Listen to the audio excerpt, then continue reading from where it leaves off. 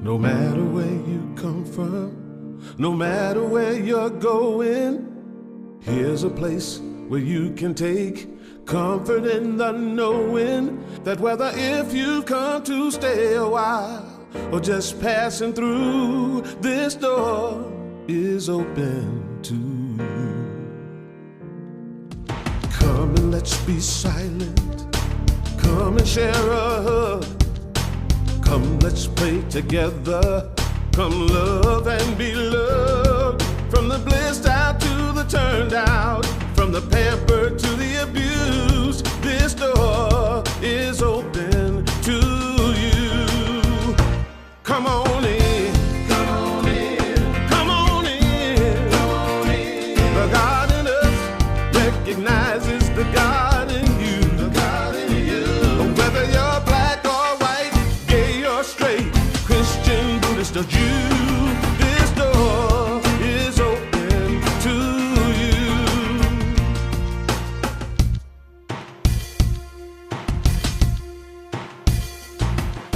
If there's some kind of trouble or pain you're going through, know that you are not alone and someone cares for you.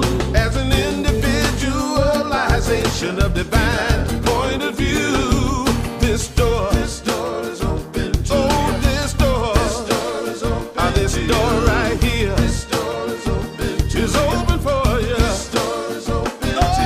This door is open. I'm talking about this door. This door is open. I said this door is open. Good morning. This door is open for you. Rowdy bunch this morning. Lively energy. I love it. Good morning and welcome. Thank you all for being here. We always begin our time together in prayer, so we turn our awareness within and we greet this day with a yes. We just realize what a gift every day is. The opportunity to be here is a gift, and the opportunity to gather with one another. The opportunity to know what love is, and to care, and to be cared for. Today we open to a realization of who we are in spirit and in truth, in a way that truly inspires us and enables us to be inspiring. And for this time to be inspired, to be blessed, that we may be a blessing, we are truly grateful. Thank you, God. And so it is. Amen. We're going to invite you to stand as you're able and join in this opening song that says, I will stand for love.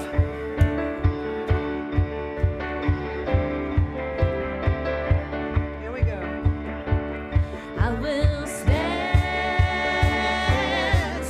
for love. I will stand for love. 'Cause I know I can be strong for love. Yes, I know I can be strong for love. Stand for peace. I will stand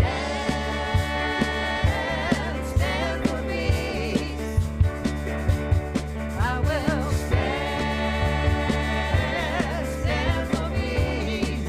'Cause I know I can be strong for peace. Yes, I know I can be strong for peace. Stand for you. I will stand for you. Sing it out. I will stand for you. 'Cause I know I can be strong for you. Yes, I know I can be strong for you. All right. You can be strong for each other and you can turn and welcome, greet each other with that namaste welcome this morning. Welcome to unity and to the love and the light of unity that is right here. Stand for that love and for that peace that you are. Yeah. Come on up. Yeah. Lead me, love.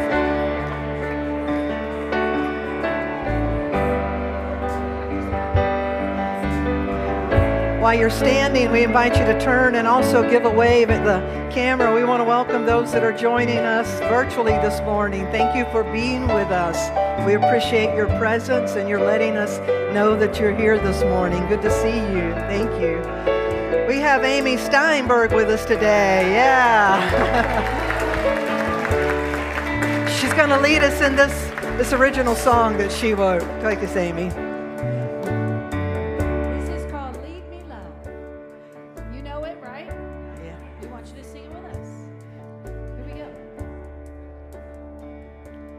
Lead me, love.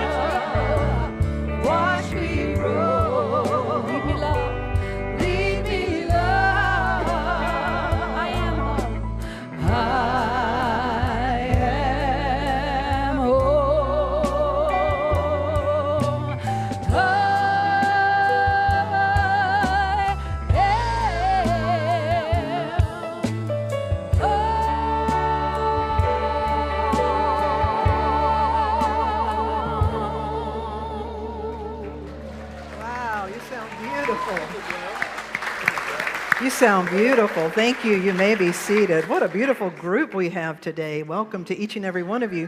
We begin by acknowledging and welcoming our young people in the house. If we have any babies through teens, we have a wonderful nursery program all the way up through our teens. And so our Sunday school teachers are ready. Some of them may already be in the back, but if you're in the chapel and you have little ones or you would like to be a part of the program, just head over in this direction and you can go into the Sunday school area with them.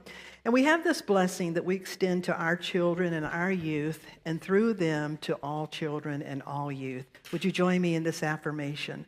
We love you. We bless you. We appreciate you. And we behold the divinity in you. Have a wonderful Sunday school this morning. We also like to extend that blessing and special welcome to anyone that may be here for the first time.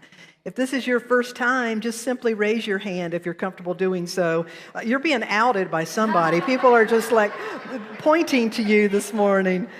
If you raise your hand, our welcoming team will extend a connections card to you. You can wear that heart, and we acknowledge you. I see a minister colleague, Jim, back here, who must have snuck away from his church today. I'm not going to say where, because your people might be watching, so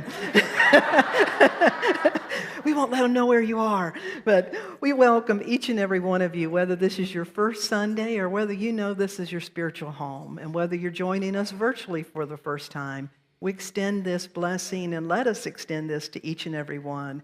We love you. We bless you. We appreciate you. And we behold the divinity in you. Brandy, I want to ask you to stand. I often forget, I'm looking this way at the band, and I forget that this amazing sign language interpretation that she does. I want to thank you.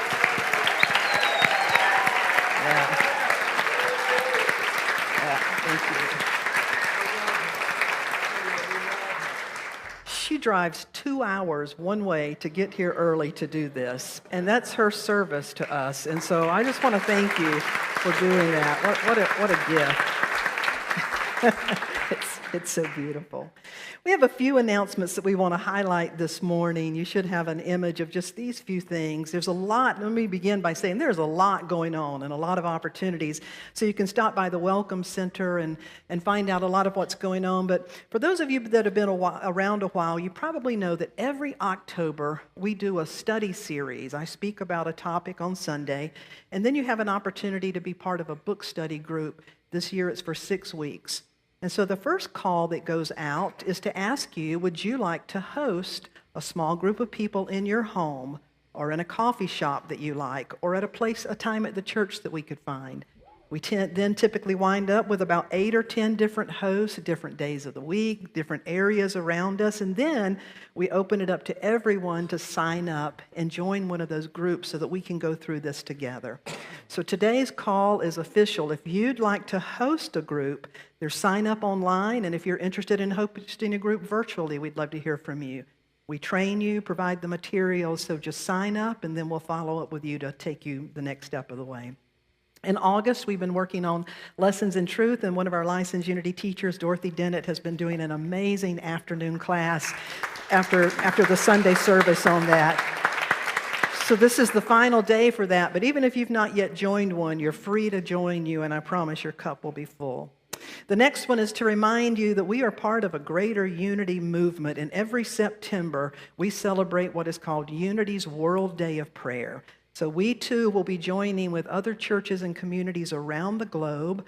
We're going to have some dedicated times to be here to pray, times to be at the Labyrinth, and then I believe it's a 6 p.m. service. We have a lot of diversity in our congregation. Many people speak different languages, and so at 6 p.m. we're going to have a multi-language prayer service that we invite you to. So again, there's information about all of that. And then, last but not least, like there wasn't enough great stuff going on, how many of you know what this is our 75th anniversary around here? It is a special year. We have big homecoming celebrations in October, but to get us started, the The CEO of Unity Headquarters and one of the vice presidents will be here with us in the Sunday service on September 15th. We're going to have special hospitality afterwards. They're going to be presenting an award. So please show up and let's show out and have fun that day as Unity Headquarters makes their visit. And then the final announcement, Reverend Megan Goshevsky, our Associate Minister of Pastoral Care, she's going to share with you about affinity groups. Yes. Would you welcome Reverend Megan Goshevsky?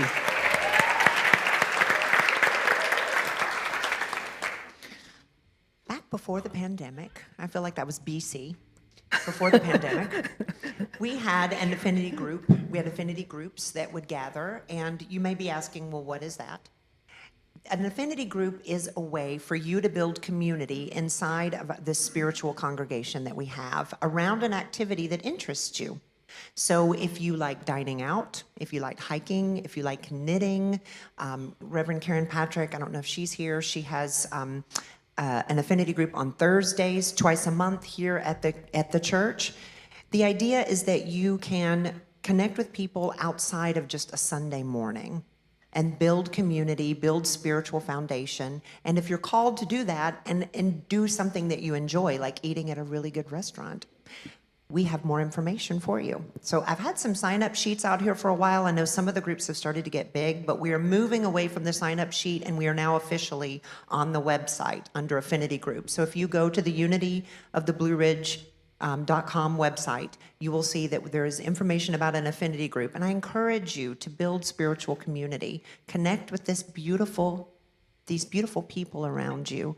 This is so heart-filling, and I'm excited to see what all comes of it. So we've got multiple options for you.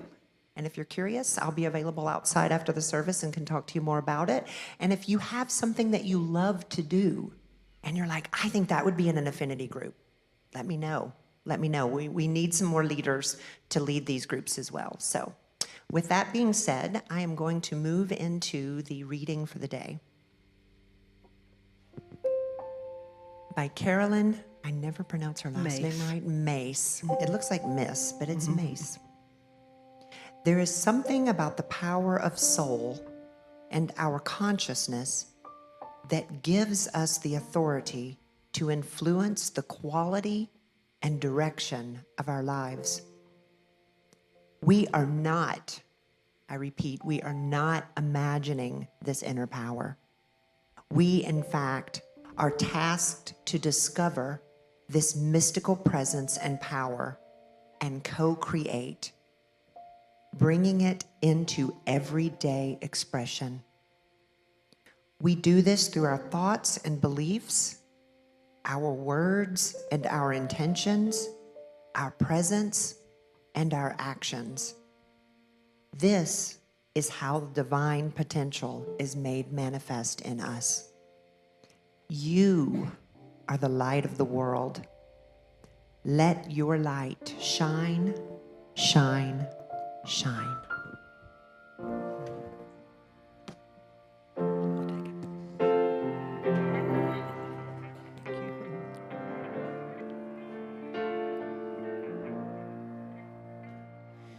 Shine, be glorious, reflect the divine. Shine, be glorious, reflect the divine. Spirit of mine, Spirit divine, let me shine your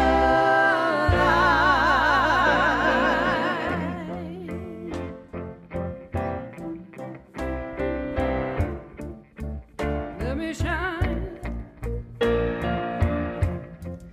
Open my heart, even in the dark.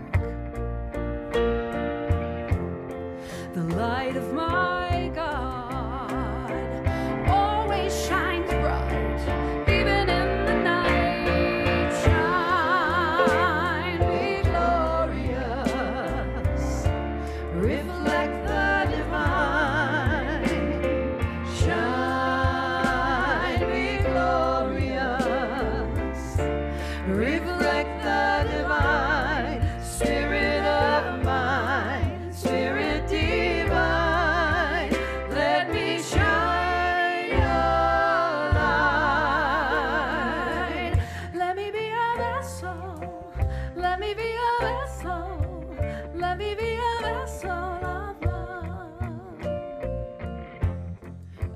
open my heart this miracle day. The love of my God gives me it all for good I can take. Shine, be glorious, reflect the divine. Shine, be glorious, reflect the divine. Spirit of mine, Spirit divine, let me shine your light. Let me be a vessel, let me be a vessel, let me be a vessel of love. Sing it with us. Let me be a vessel, let me be a vessel, let me be a vessel of love. One more time. Let me be a vessel, let me be a vessel of love.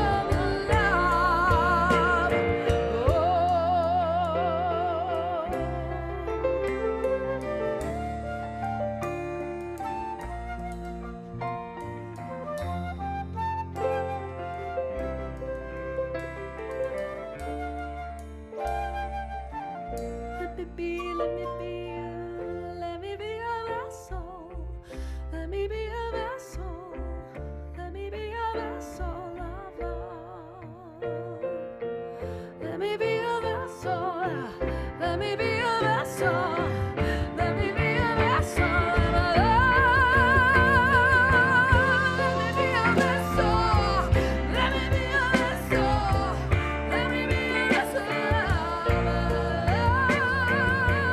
Yeah. Let me be a vessel, let me be love, let me be love.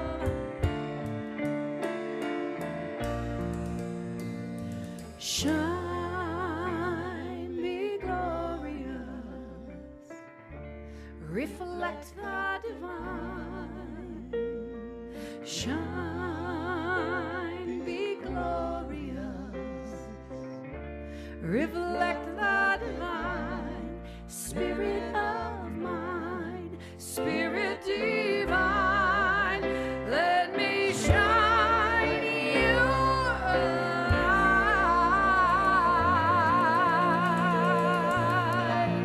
Yeah.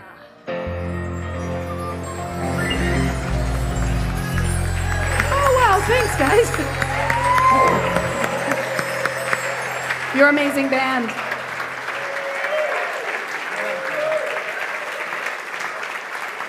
Woo.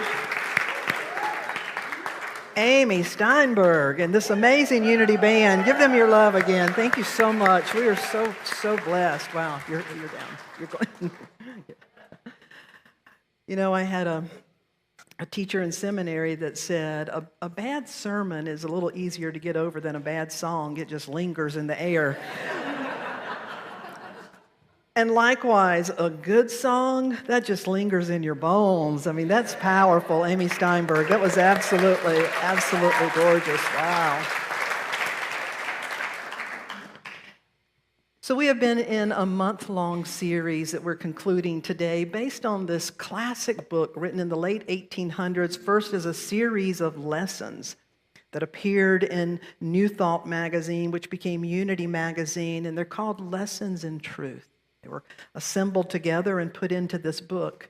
A lot of great pearls of wisdom still in here. Now, it was written a long time ago, and we've discovered a lot since then, but many still consider this a powerful classic.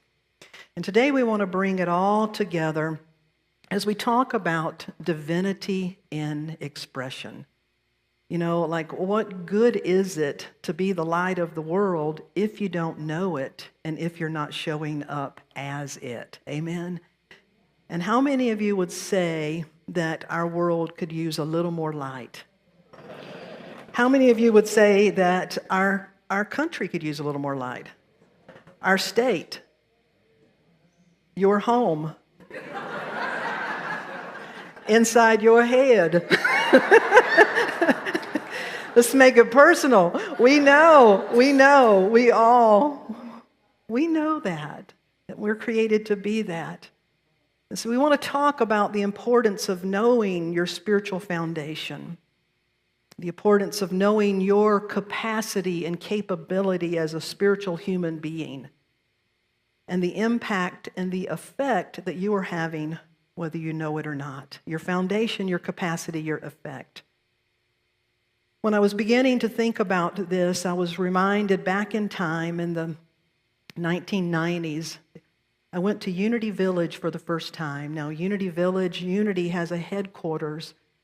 It's about 20 miles or a little less outside of Kansas City in a town called Lee Summit, Missouri. And there literally is an incorporated village, 1,400-ish acres, that people can go and study, and it's where this movement was founded. And so early in the 90s, I wanted to go visit and learn more about Unity. And if you go, you can sign up for a tour because there's a lot going on there. And so I signed up for a tour. I was there to take some classes, but I was on a tour on a Saturday with a bunch of people, and we were walking around, and we made our way into the Silent Unity Prayer Building. It's where people are there right now praying with individuals. People have been there praying for over 135 years. Not the same people, but different people. Just seeing if you're listening. Somebody's there praying. And so as we were walking through, they stopped us as part of the tour, and we saw this picture on the wall. Would you give me that PowerPoint? And they said, now this is May Rowland. If you know the history of Unity, you're going to want to know this name because she was the longest serving worker and director at Unity Village. She worked there from 1916 to 1971 for 55 years.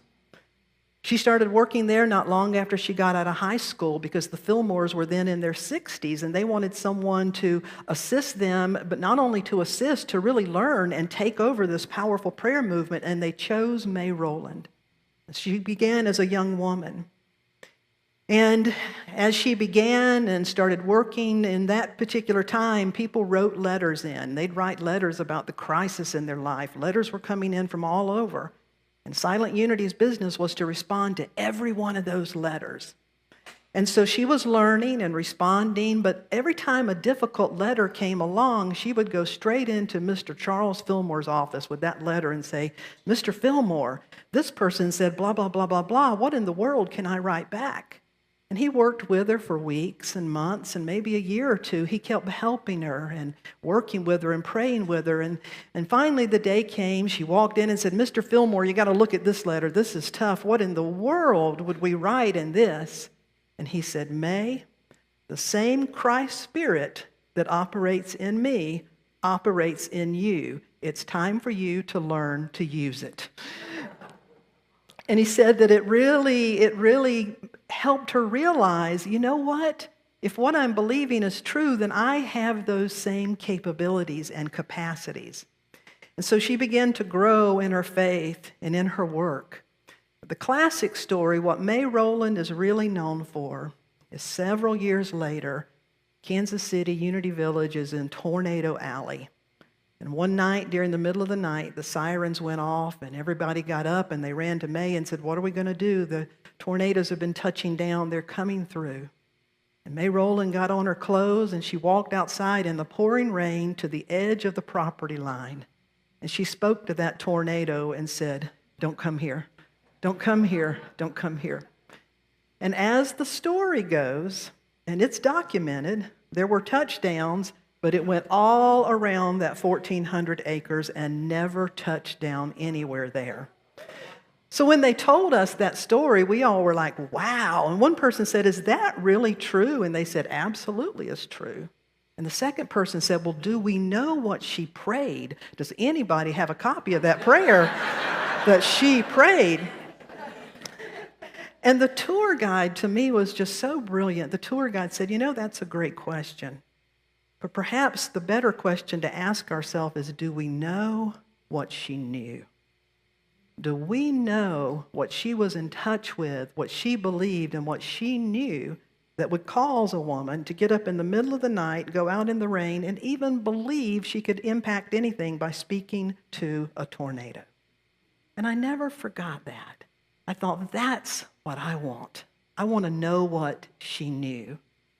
When people ask me if you could talk to anybody in the world, who would it be? It's easy for me. It's Jesus, because I want to know what he knew. You see, it's those great spiritual leaders. I want to know what they knew.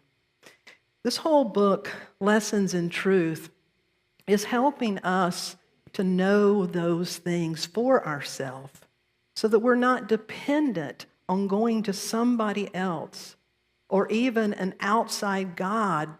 We're going to talk about a little bit more today.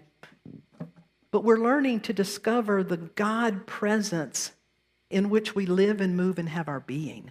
We're learning to discover the potential of our soul and what it is that we can do if we develop and actualize this potential.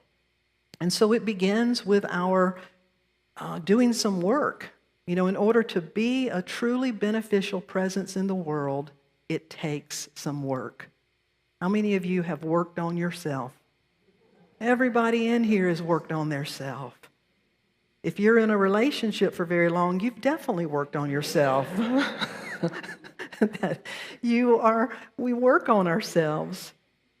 As Rev Megan read earlier, Carolyn May said, there's something about the power of the soul and of our consciousness that gives us the authority to influence the quality and direction of our lives.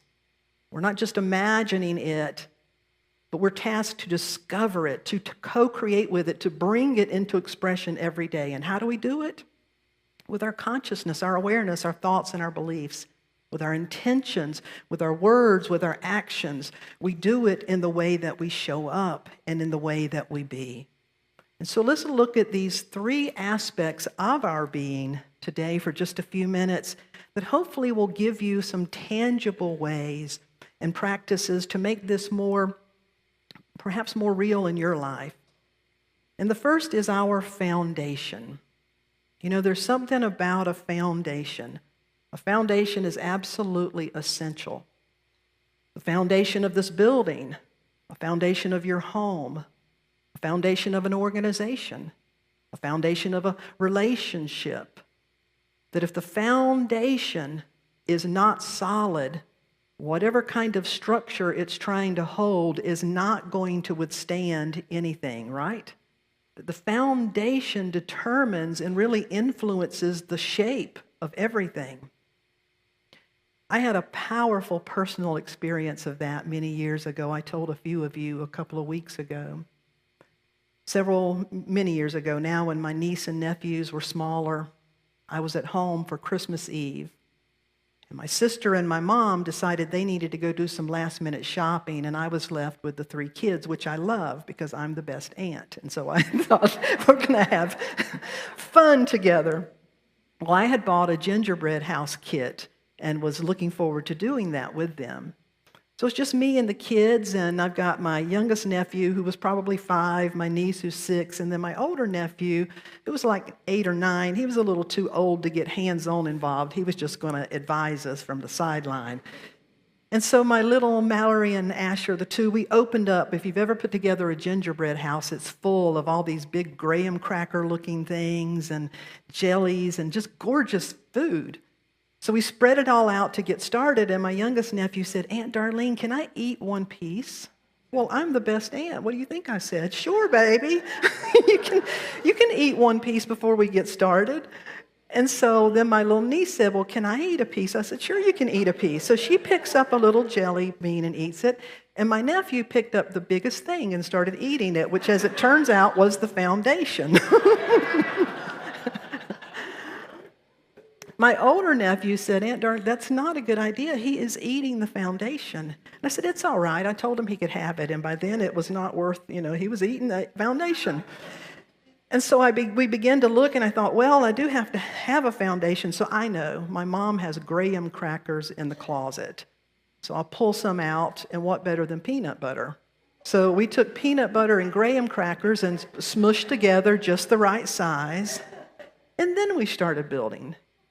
And every time we would try to put the top on, the bottom would slide out, and it would go like that. So we put more peanut butter. I think we even added jelly at one point. We just really were trying to, toothpaste was suggested. I said, no, we're not going that far. We can get this thing together. But every time we try to build on it, it would just come apart. And my nephew Gavin, who was standing there, said, Aunt Darlene, pretending you have a foundation is never a substitute for really having a foundation. Yeah, right. I'm like, whoa. And it was at a time in my life when I was needing to examine my foundation. Now, to continue the story, we made the first ever, most ugly gingerbread teepee you could imagine. There are more than one way to go about this. So we had a great time, but I have never, to this day, years later, I'm telling you those words, pretending you have a foundation is never a substitute for having a real foundation. Now, the truth of our being is this. We all have a real foundation that is the real deal that will withstand whatever. It's your spirit. It's the truth of who you are. And yet, it exists in spirit, and it must come to exist for you in consciousness. You see, the things that exist in spirit must also come to exist for you in your truth, in your reality. And so even though we have a foundation that is perfect, that will withstand anything, we don't come into this world knowing it, or most people don't remember it very long. And so we go through life and we try to build our life on something else. We try to build it on being perfect. We try to build it on outsmarting or being defensive. We tried to build it on anything, and yet if it is not built on the I am that I am, the Spirit, the truth of us, the part of us that has been here from everlasting to everlasting, to build it on our true spiritual nature, if it's not built on that, there's going to come times when it starts slipping and sliding and cracks. And I've learned in my life when that happens, it really is a gift. Because what it is showing us, it's like, I'm ready to live into some of the truth of my being in a new way. I'm ready to let some of that go.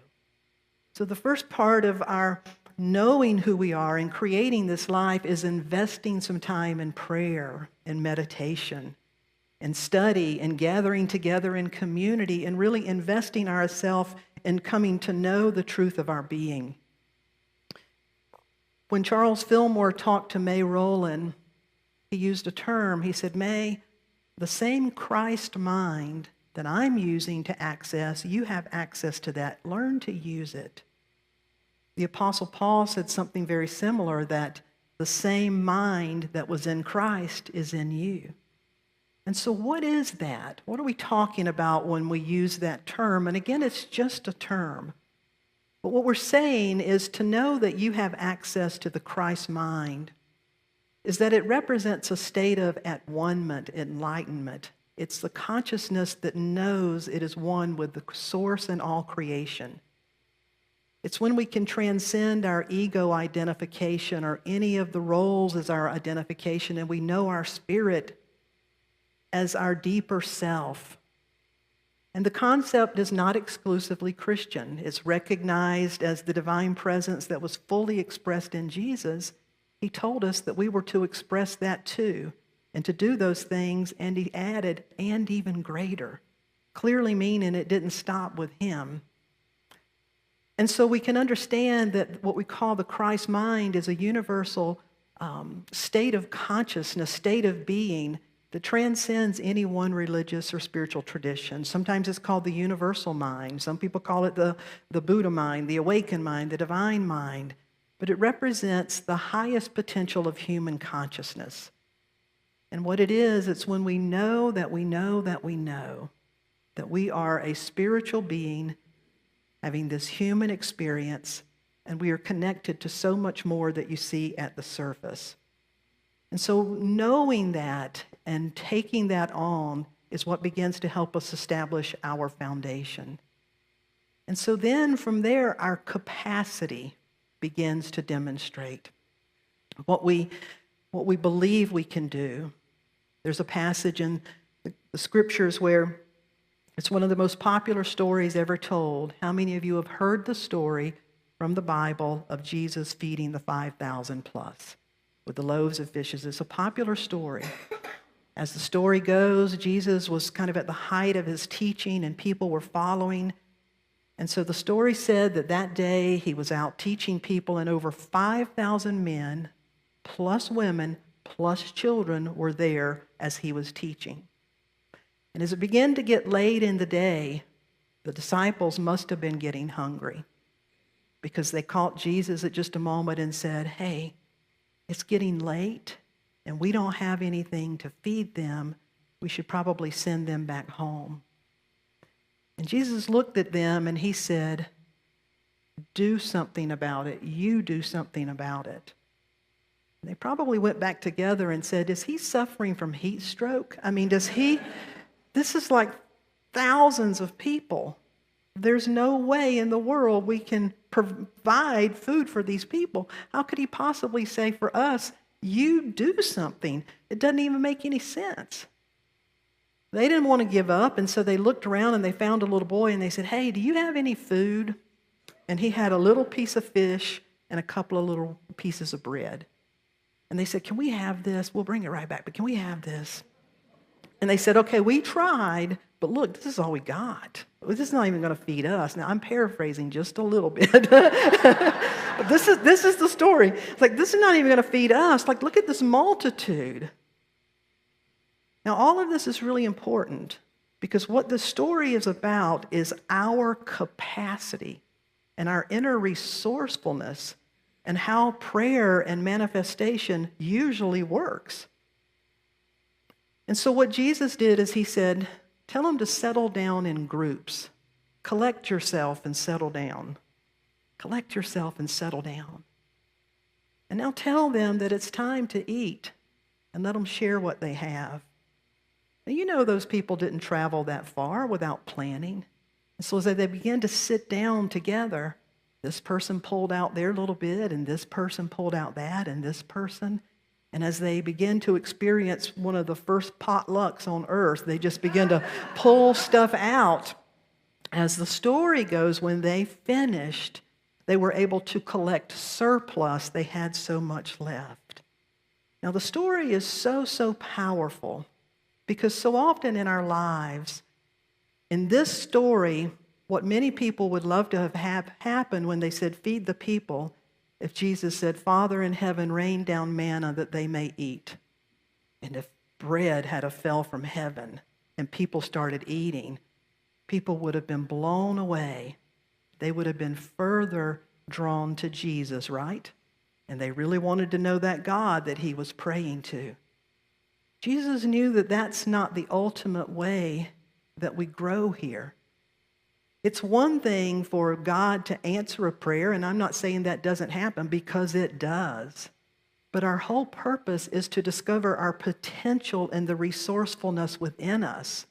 So which is more powerful, that it gets rained down from heaven, or that those people today and those disciples realize, wow, if we get clear about what needs to happen and everybody begins to share what they have, we had more than enough to meet the need. We could do something about it.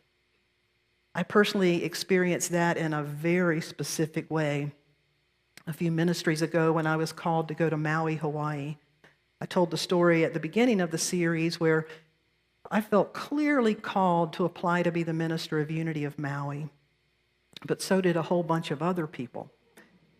And I felt clearly called, but then you feel like, well, I just don't know if this is going to work out. And it reached a point, I was coming down to one of the final candidates, and I was going to need to go and visit and see if this was going to work out. And so what I did, I took a bunch of index cards, and I just sat by myself, and I thought, what is standing between me and this? What is holding me back? And I began to write down things like, it's too good to be true. I wrote down, it's really far away from my parents who are aging. I wrote down, it's incredibly expensive.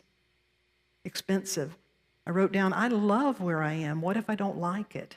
I had a whole stack of things that were rambling around inside of me, keeping one foot in and one foot out. You know the feeling? If I get it, I get it. If I don't, I don't. Que sera, the universe will figure it out for me. And so during that, I took each one of those cards every night and I read it. For example, this is too good to be true. And I read it and I kind of felt it in my body. I'm like, you know what? I had a lot of disappointments as a kid. I've had a lot of disappointments. I've had to dial back my joy at times in my life. And that was okay at that point in time, but I don't need to dial back my joy anymore. I'm not at that stage in my life. I am worthy of great things, of incredible things. And I began to write down other truths, higher truths that I believed until I could throw it in the fireplace. And so everyone finally got thrown in the fireplace. And the last one to go is I wanted an inexpensive place to stay. I'm asking, that was a huge thing. Well, guess what? The board president of Unity of Maui called and said, our attorney has an ohana, which is a guest house, and he is looking for someone to stay in it in exchange for doing this, which was really simple. And he said it would be free. I'm like, what? You said it's like a beautiful, he said, I'll send you pictures. It was gorgeous. I'm like, let me get this right. You're saying I could stay free and I get to help with some yard work and we're good. Mm-hmm. Okay, I think I could work that out. So I get the contract, I sign it, it's a done deal. All my stuff is packed, it's shipped, it is on the Pacific Ocean, headed now to Hawaii. Less than 10 days before I'm supposed to go, I get a phone call, and it's that man who happened to be an attorney. And he said, Darlene, I'm just going to get right to it. I don't know how to say it other than to tell you my wife and I just separated, and the ohana where you were going to be living, I'm moving in it this weekend because we need to raise our son together, and so I can't give you that place. And I said, gosh, I'm so sorry to hear about that, but we did have a written contract. And he said, yeah, but I am an attorney, and there's a clause in there.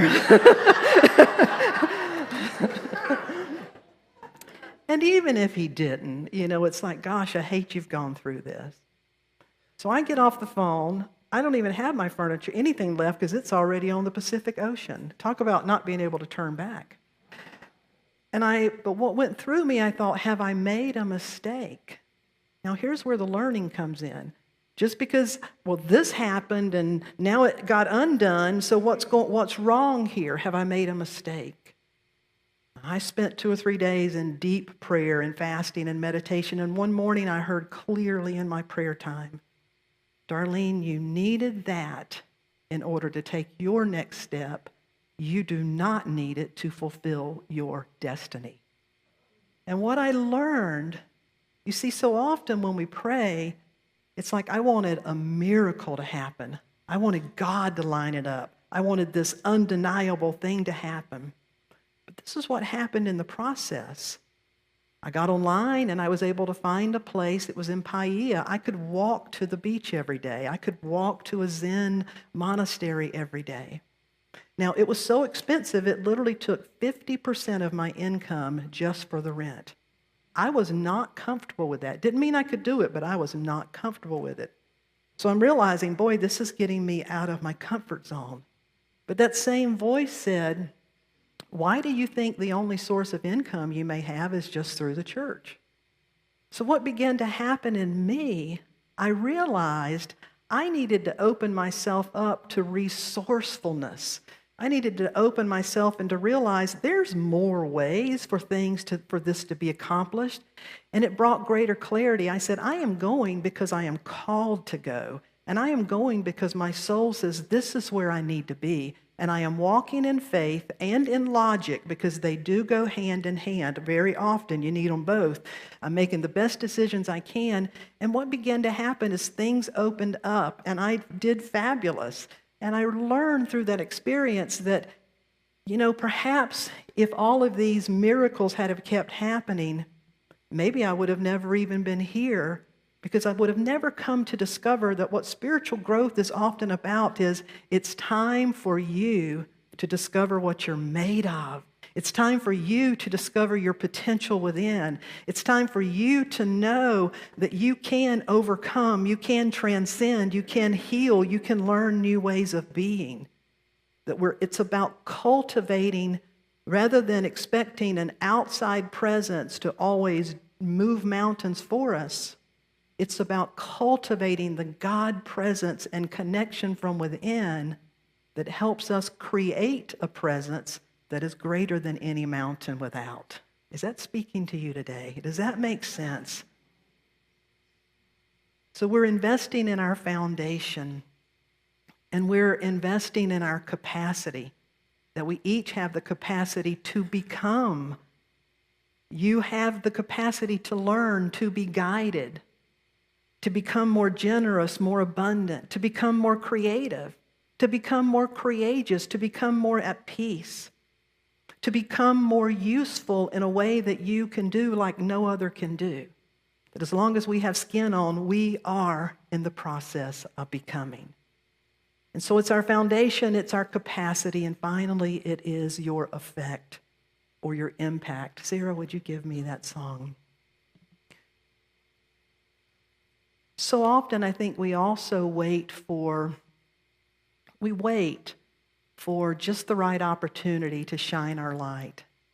Or we tend to think it's only in this arena, in a spiritual arena, where growth happens or where my highest self can show up. Well, it's time for us to let go of those illusions, because that's an illusion. You are you, your presence is your presence, and it's needed wherever we go. And that for each of us to be able to not minimize or downplay or disregard your effect and your impact. I want to close with another true story about this young man and this woman. This lady's name is Barbara Glantz. She's a speaker and an author. And a few years ago, she spoke at a convention for a large grocery store chain. Over 3,000 people attended. And about a month later, she got a call from a young man who introduced himself as Johnny. And he said, "Barbara, I heard you say that everybody in our store is here to make a difference." And he said, "But I have Down syndrome and I'm just a bagger. But you said everybody could make a difference. And so I thought, how can I make a difference? You told us to think about the things that we loved. And one thing I love are sayings. And so I told my dad, I'm going to think up a saying every day, and he's going to help me print it out, and we're going to cut little slips of paper. And every time I bag somebody's groceries, I want to just drop one of those sayings in it." He said, "Barbara, do you think that's a good idea?" She said, "I think that's a great idea." Well, a few weeks later, Barbara gets another call. This time it's from the store manager. "Barbara, you're not going to believe what's happened at our store. I don't know what you said to Johnny, but his line is always 3 times longer than the other lines." She said, "I went back to the end of his line multiple times and told people we had other registers open, they could move, and none of them would move." One lady said, "I used to come once a week, now I come 3 times just to see Johnny's face and just to get his saying for the day." So the next day I rounded up my whole team in the store and told them what Johnny had done. And I challenged them to think that way. Well, what began to happen is the lady in the floral department took the flowers she used to throw away, and she just cut them down to small ones and would walk around and hand them to people. The meat department guy loves Snoopy, so we now have Snoopy stickers all over all of our meat in that area. In fact, everybody in our store is having fun. There's a spirit of joy in people showing up. And he said, "We've never experienced anything like it." And he said, "And the reason this happened is Johnny believed and decided to do something about it." Our foundation, our capacity, and it doesn't have to be so grandiose that you'll never get around to it. Do something every day, because you're making an impact whether you realize it or not. And so if you will realize it, intend it, and direct it, There's enough people in this room that can set this whole community on fire. You're already doing it. People are showing up saying, I don't know what's going on at that church, but they seem unusually happy. I want to see if that's real, that they're involved. I'll tell you a story next week. We're getting ready to we're clearing some land and putting in an interfaith or a peace prayer bridge for interfaith. We've already had another community, another business that wants to remain anonymous come to us and said, we heard what you're doing, and we're so blessed by it, we're going to send over our landscape person to do some work for you, and that's on us. It's like something is happening, but it starts because Joe got out there and started digging himself and doing something. So how many of you will spend some time with your foundation, your capacity, and your impact? Let's do what we can. This song we're going to sing together and go into a time of meditative prayer. And it says, help me, Sarah. Even now I am able, even now I am free, even now I can feel the Spirit washing over me. Even now I can find the love in everyone I see. Even now I am free. I'm going to invite you to close your eyes. Even now, for such a time as this. Time is a gift and time is an illusion. We often say, I'm not ready. I'll do it when, I'll do it if. It's not the right time, it's not the right setting.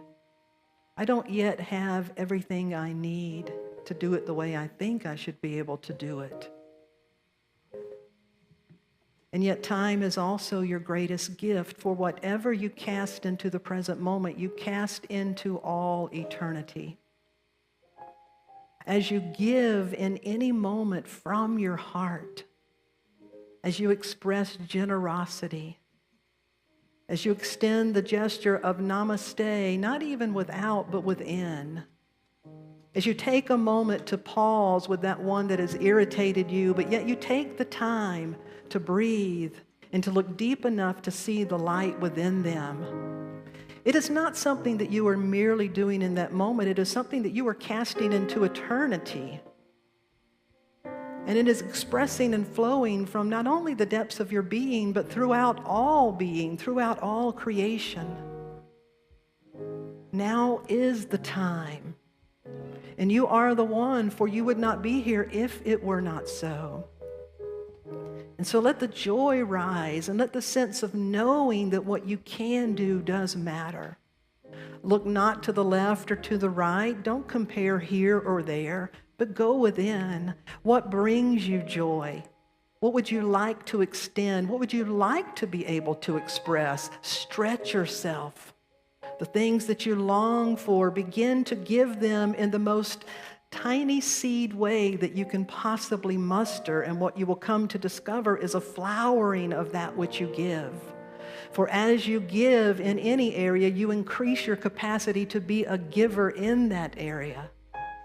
Don't hold back. Don't wait. Now is the time. And all that you do is cast into eternity. It is not void. And it does return unto you again and again and again. You really have got this. Because you're held in perfection and in love. It has you, and you have it. And all creation flows. So even now, especially now, know whatever you are doing matters. So let it count in the way that you would have yourself be known and be grown. Oh, even now I am able, even now I am free, even now I can feel the Spirit washing over me. Even now I can find the love in everyone I see. Even now I am free. If you would you open your eyes and stand with us? Even now I am able, even now I am free. Even now I can feel the Spirit washing over me. Even now I can find the love in everyone I see. Even now I am free. One more time. Now you got it. Sing it out. Even now I am able. Even now I am free. I am free. Even now I can feel the Spirit washing over me. Even now I can find the love in everyone I see. Even now I am free. That last line. Even now I am free. I'm free to do what's mine to do. You're free right now to do what's yours to do. Would you tell somebody beside you, even now you are ready? Even now you're ready. Even now you are ready. Even now you are ready. Even now. Come on up, baby. Thank you so much. You may be seated. Even now you are ready. I want to thank you for your presence and your willingness to work with this month. We really appreciate your willingness to do that.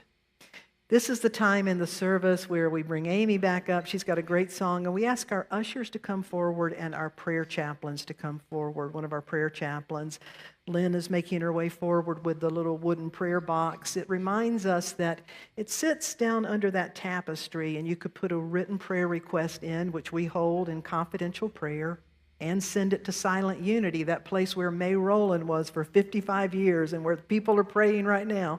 We send it there, so they're praying for your request. Lynn and our prayer chaplains will be available after the service in these middle offices, and we're soon going to be creating a space in the back as well so that we'll have more spaces for you. And then our ushers, Pamela and Charlie, today remind us that we are the ones. We're not funded outside of this organization, and so as each person here, as you are touched and inspired by the ministry, we ask that you do what you can do, and that's what enables us to do and to be what we are here. So we take a moment to acknowledge the gifts, the talent, the tithe in this blessing together. Divine love flowing through me blesses and multiplies all that I have, all that I give, all that I receive, and all that I am. I am now in perfect balance and flow with the universal tides of giving and receiving. Thank you, God, and so it is. Thank you. Amy. Reverend Darlene said, for this song, you'll be doing the rap, right? And I said, well, if you inspire me, I'll write a rap. It's like a challenge, right? But like Darlene is not going to always inspire all of us, right? Is that another amazing talk? Thank you so much. Oh, thank you. Give it up for your minister, y'all. Come on. Thank you. I noticed there's really not a space to clap for your talks because you go right into the next thing, but so good, yeah. Oh, this is called Flying on Faith, and there'll be a rap at the end summarizing your talk.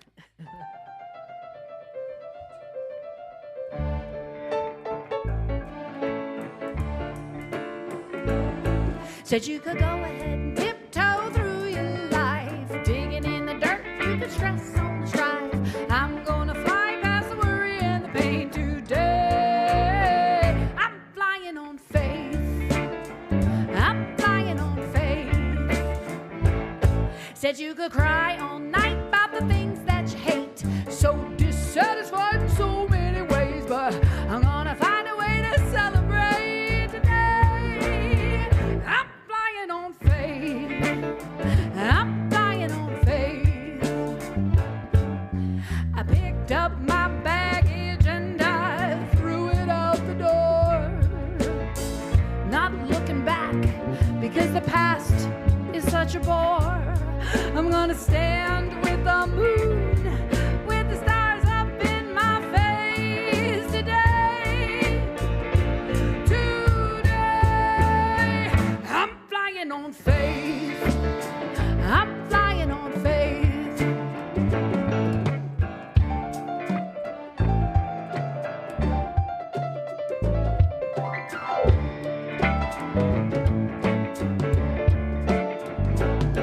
You could hurry full of worry, let the fear take you out. Imagining the worst, overcome with doubt. There's no way to know, knowing is the way today. Today, I'm flying on faith.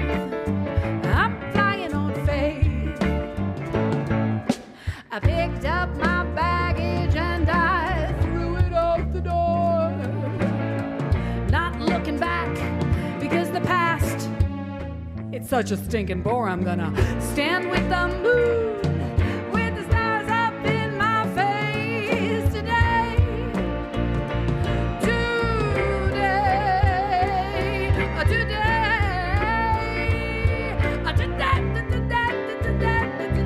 Today, today, I'm flying on faith. Hey, all right, keep that beat going. What good is knowing you're divine if you don't shine? Like May Rowland, keep the tornado from touching the property line. The potential of your soul takes work. With our consciousness and our beliefs, we can learn our true worth. To create the foundation of a spiritual life, don't ask Darlene if you can just have one bite. We can't pretend there's a foundation, you see. Without practice, your life is a makeshift gingerbread teepee. Invest your time in prayer and meditation. Access the divine mind. Transcend us, the motivation. When we know what we know, when we know that we know, we can create. We can feed the multitudes. We can demonstrate our capacity to manifest. And to get unstuck is just like Jesus in the very first potluck. Be like Johnny and the sayings every day. Do something to impact the world in your way. Don't dial back your joy. Find the next step to take. Use your power, your potential. Go ahead and fly on faith. Woo! You can go ahead and tiptoe through your life, digging in the dirt. You can stress on the strife. I'm gonna fly past the worry and the pain today. I'm flying on faith.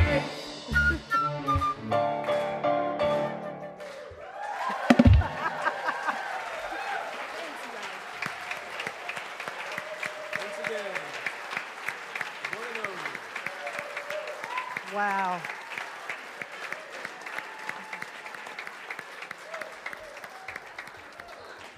How about next time I just send you my talk and you just put it into a... Amy, that is an incredible gift. I mean, you paid attention, you found things that rhymed, and it actually made sense. I mean, all while she was sitting here, apparently in the room. Give her a hand again. That was incredible. Yeah. Wow.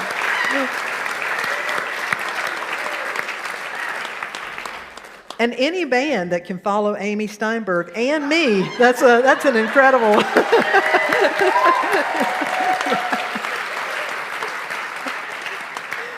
They never know where we're going, but they know we're going together. I want to thank you for your beautiful presence. I hope this fills your heart the way it does mine on Sunday. I had somebody tell me one Sunday, if it gets any better, I'm going to levitate out of there. And I thought, yes, that's how it feels for me. So we thank you. Again, check the calendar, the website. There's a lot of opportunities, things going on. Dorothy, would you please stand? She'll be beginning her class soon. You're welcome to take your lunch at noon. So that'll begin shortly in our back community room. Would you stand? We're going to bring this service to close as we sing the song together. Let there be peace on earth. Let it begin with God's love in our heart. Let there be peace on earth.